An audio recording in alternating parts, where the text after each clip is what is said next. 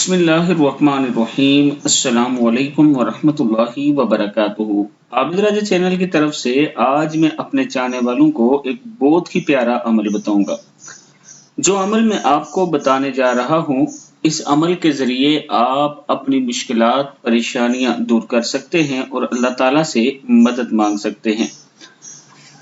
اگر آپ کسی مشکل یا پریشانی میں مبتلا ہیں تو ہر روز یہ عمل کریں۔ اگر آپ کسی بڑے غم اور کسی مصیبت میں گرفتار ہیں تو کثرت سے دعا کو ضرور پڑھیں، انشاءاللہ اس کا فائدہ بہت جلد دیکھیں گے آپ۔ دعا کیا ہے؟ بسم اللہ الرحمن الرحیم۔